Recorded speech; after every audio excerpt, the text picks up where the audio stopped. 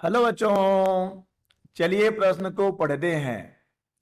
ध्वनि संबंधी डॉपलर प्रभाव क्या है?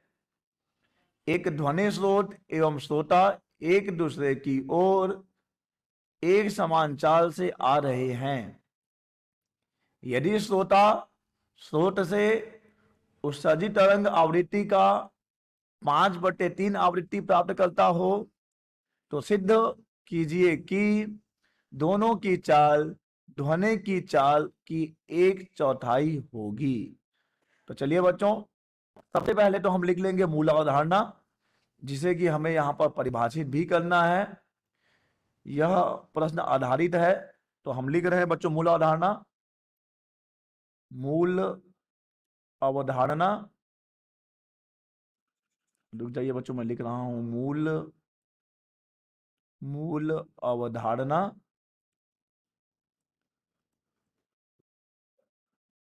तो मूल अवधारणा क्या हो जाएगा बच्चों? डॉपलर प्रभाव। डॉपलर प्रभाव बच्चों, डॉपलर प्रभाव ध्वनि तरंगों में भी होता है, डॉपलर प्रभाव प्रकाश तरंगों में भी होता है। यहां पर बच्चों हमें बात करनी है ध्वनि में डॉपलर प्रभाव की। ध्वनि में डॉपलर प्रभाव की तो चलिए समझते हैं कि क्या है डॉपलर प्रभाव। बच्चों, मान लिया कि यह है एक ध्वनि का स्रोत, जिसे हम ऐसे दिखा रहे हैं, और यहां पे है हमारा श्रोता, जिसे हम ओ ले रहे हैं। तो बच्चों, अगर ध्वनि स्रोत से उत्पन्न होने वाली ध्वनि की आवृत्ति n है, और अगर यहां पे कोई गति नहीं है, कोई आपेक्षिक गति नहीं है, तब तो हमारे श्रोता को जो आवृत्ति प्रतीत होगी वह वास्तविक आवृत्ति ही प्रतीत होगी बच्चों।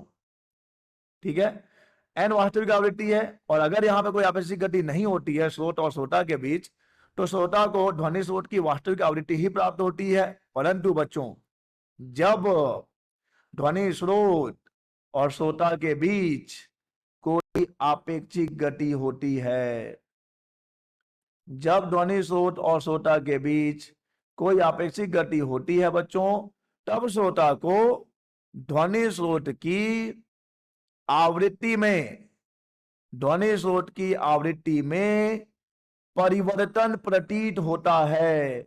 और बच्चों, आपेक्षिक गति के कारण होने वाले इसी आभासी परिवर्तन को, आवृत्ति में होने वाले इसी आभासी परिवर्तन को बच्चों कहा जाता है डॉपलर प्रभाव। ध्यान दीजिए, ये आभासी परिवर्तन है।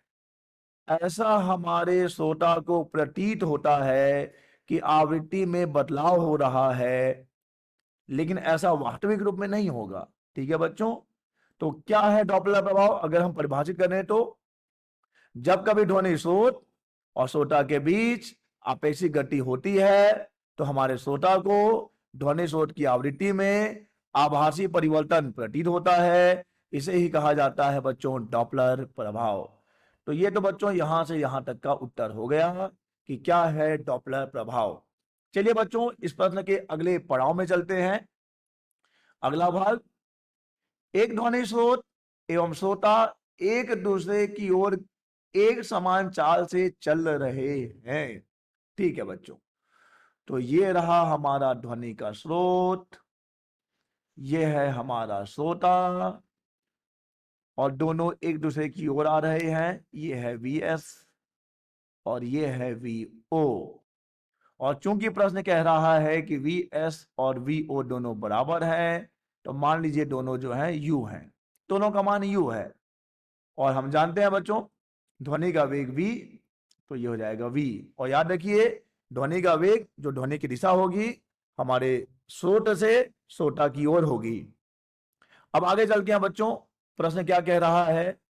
यदि श्रोता स्रोत से उत्सर्जित तरंग आवृत्ति का 5/3 आवृत्ति प्राप्त करता हो तो सिद्ध कीजिए कि दोनों की चाल ध्वनि की चाल की 1/4 होगी। ठीक है बच्चों, तो यहां पर हमें दे दिया गया है, देखिए मान लिया कि वास्तविक आवृत्ति कितनी है बच्चों। चलिए मान लेते हैं कि वास्तविक आवृत्ति वह आवृत्ति जो कि तरंग जो कि स्रोत उत्पन्न कर रहा है। तो मान लिया बच्चों कि वास्तविक आवृत्ति है n, लेकिन क्योंकि यहां पर एक आपेक्षिक गति हो रही है तो हमारे श्रोता को कुछ और ही आवृत्ति प्रतीत होगी, जिसे हम नाम देते हैं बच्चों कौन सी आवृत्ति का? आभासी आवृत्ति। तो मान लिया बच्चों यहां पर आभासी आवृत्ति है, आभासी आवृत्ति है एन डैश, और यहां पर प्रश्न में कहा गया है कि जो आभासी आवृत्ति है वह वास्तविक आवृत्ति का 5/3 है। बच्चों ये प्रश्नानुसार ये प्रश्न कह रहा है, ठीक है बच्चों।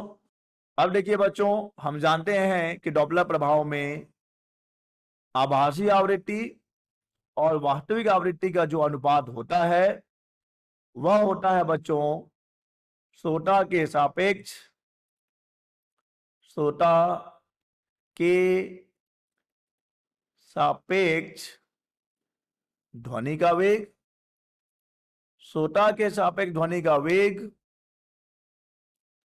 बटा बच्चों हम भाग देंगे, किससे भाग देंगे? देखिए नीचे क्या रहता है बच्चों, नीचे रहेगा स्रोत के सापेक्ष ध्वनि का वेग, स्रोत के सापेक्ष ध्वनि का वेग, ध्वनि का वेग।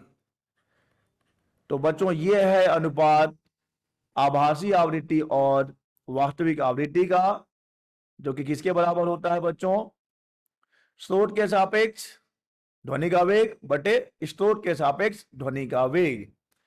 बच्चों यहां पे जो स्थिति दी गई है कि ये हमारा स्रोत है और ये हमने श्रोता ले लिया, ये ध्वनि का वेग v, ये vs वेग से और ये vo वेग से, हालांकि दोनों का मान यहाँ पे बराबर ही है, जिसे हम आगे चल के बराबर करेंगे। तो बच्चों यहां पर n डैश बटे n देखिए क्या हो जाएगा, ध्वनि का वेग बटे ध्वनि का वेग किसके सापेक्ष? ऊपर लेना है हमें स्रोत के सापेक्ष, सॉरी माफ कीजिएगा, क्षमा कीजिएगा, श्रोता के सापेक्ष, और नीचे लेना है बच्चों स्रोत के सापेक्ष। तो अब देखिए यहां पर v और vo, यहां पर देखिए बच्चों ध्यान दीजिएगा, v और vo दोनों विपरीत दिशा में है, और हम जानते हैं कि जब विपरीत दिशा में हो तब आपेक्षिक वेग होता है धन, यानी ये हो जाएगा v प्लस vo। परंतु यहां पर v और बच्चों vs दोनों एक ही दिशा में है, तो बच्चों यहां पर हो जाएगा v माइनस vs, हालांकि दोनों का मान बराबर ही है, तो हम लिख सकते हैं v प्लस u बटे v माइनस u। प्रश्न में कहा गया है कि दोनों की गतियां समान हैं, ठीक है बच्चों, इसे हमने u मान लिया है। और यहां पर बच्चों n डैश का मान भी दिया गया है, चलिए हम इसी सूत्र से आगे बढ़ें। n डैश का मान बच्चों कितना है? n डैश का मान है 5/3 n और बटे है n, और इधर बराबर हो जाएगा v प्लस u बटे v माइनस u। चलिए बच्चों इसे हल करें, तो यहां से तो n और n की कहानी खत्म, ये हो जाएगा 5/3 बराबर v प्लस u बटे v माइनस u। अब तीजा गुणा करेंगे बच्चों तो ये हो जाएगा 5v माइनस 5u बराबर 3v प्लस 3u। 5v और 3v माइनस हो जाएगा तो हमारे पास बचेगा केवल 2v, और ये इधर जाके बच्चों क्या हो जाएगा? धन हो जाएगा। तो 5 प्लस 3 हमें मिलेगा 8u, ठीक है बच्चों। तो यहां पे हमें u का मान ज्ञात करना है, तो u बराबर हमें मिल जाएगा 2/8v, यानी u बराबर हो जाएगा बच्चों 1/4v, ठीक है बच्चों। तो देखिए अब हमने सिद्ध कर दिया है कि जब श्रोता को स्रोत की उत्सर्जित तरंग आवृत्ति का कितना मिले? 5/3 मिले, तो दोनों की चाल, ध्वनि की चाल की कितनी होगी? 1/4 होगी, ठीक है बच्चों। अतः हमने सिद्ध कर दिया है कि यहां पर ध्वनि स्रोत और श्रोता दोनों की चाल ध्वनि की चाल का 1/4 है, ठीक है बच्चों। तो हम लिख देंगे सिद्ध हुआ, सिद्ध हुआ। आशा करते हैं आपको समझ आया होगा। धन्यवाद।